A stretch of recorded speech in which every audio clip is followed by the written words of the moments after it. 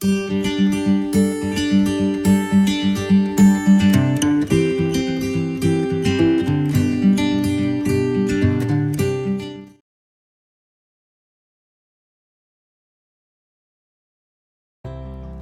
Friends, मैं doctor Kajal Mangukiya, gynaecologist, obstetrician and IVF specialist from Orchid Hospital and IVF centre Surat. नमस्कार, आपका स्वागत है ऑर्किड पेशेंट्स अवेयरनेस सीरीज़।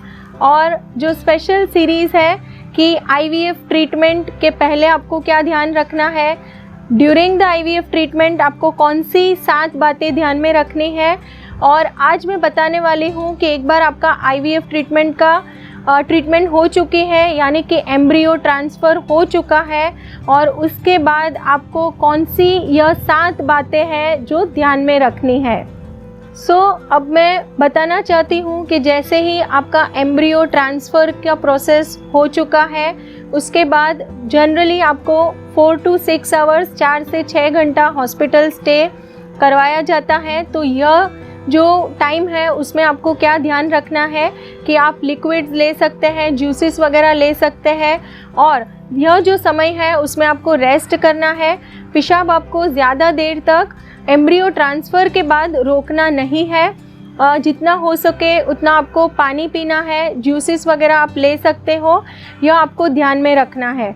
दूसरा बहुत ही इम्पॉर्टेंट है कि आफ्टर द एम्ब्रियो ट्रांसफ़र आपको मेडिसिन्स वगैरह जो दी जाती है, इंजेक्शंस वगैरह जो एडवाइस किया जाता है, यह आपको टाइम टू टाइम लेना है। जैसे कोई इंजेक्शन है डेली लेना है, कोई वीकली है, कोई एवरी 4th डे है, कोई 21 डेज़ पे लेना है। जो भी आपके लिए एडवाइस किया गया है उसको अच्छे से आप समझें, और एक बार आप फॉलोअप ले लें कि आपको हर एक मेडिसिन और हर एक इंजेक्शन अच्छे से समझ में आ गया है कि नहीं है। ठीक है, so this is very very important, because IVF जो है उसमें जो सपोर्टिव मेडिसिन दी जाती है, जैसे कि प्रोजेस्टेरोन कैप्सूल वगैरह जो दिया जाता है, प्रोजेस्टेरोन जेल वगैरह दिया जाता है, यह बहुत ही सपोर्टिव मेडिसिन रहती है। और इम्प्लांटेशन और आपको आईवीएफ में सक्सेस मिलने के लिए यह जो मेडिसिन है इसका बहुत ही महत्वपूर्ण रोल होता है। तीसरा जो पॉइंट मैं बताने वाली हूँ वो यह है कि बेड रेस्ट।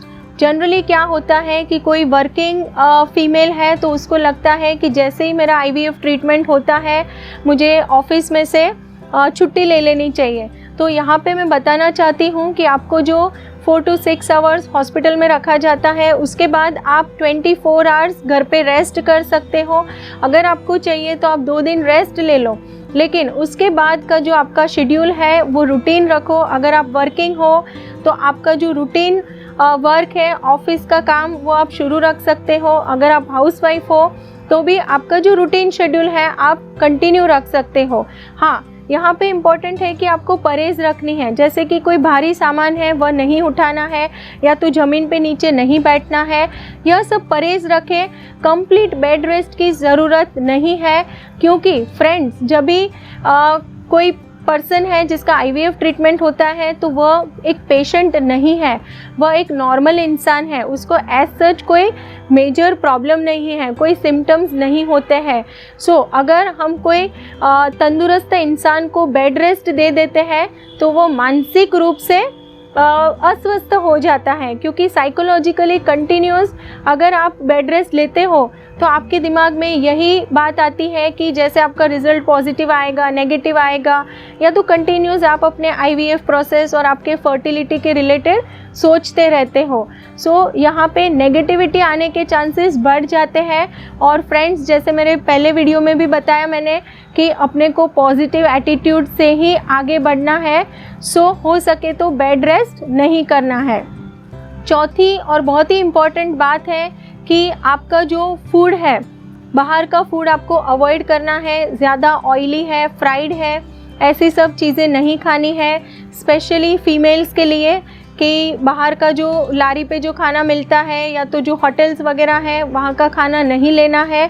स्पेसिफ़िकली फॉर पानी पूरी है, रगड़ा पेटीस है, या तो जैसे गन्ने का जूस है, यह सब चीज़ें आपको अवॉइड करनी है।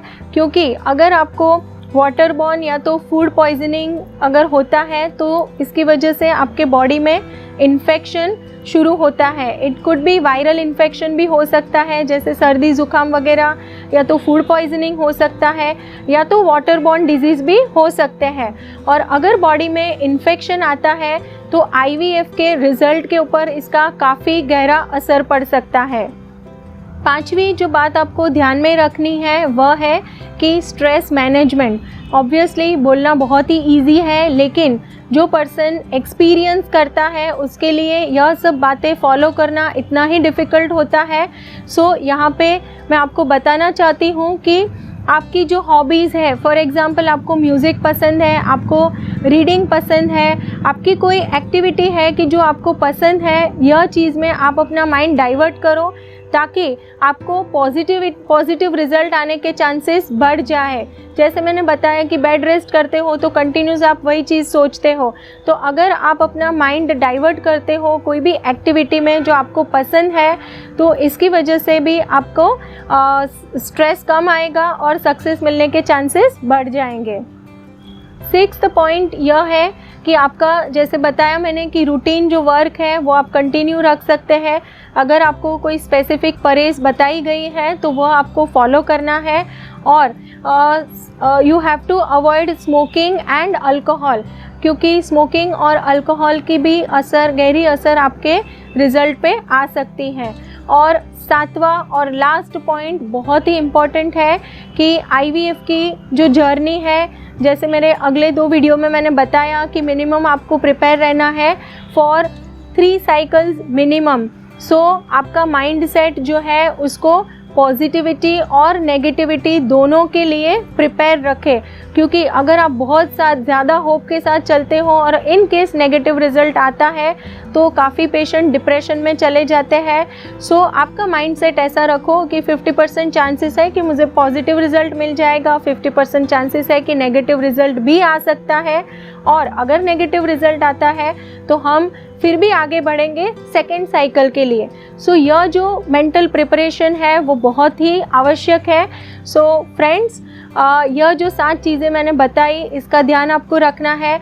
और डाइट में आपको क्या क्या चेंजेस करने हैं, क्या क्या परहेज़ रखनी है, इसकी बात हम मेरे नेक्स्ट वीडियो में करेंगे।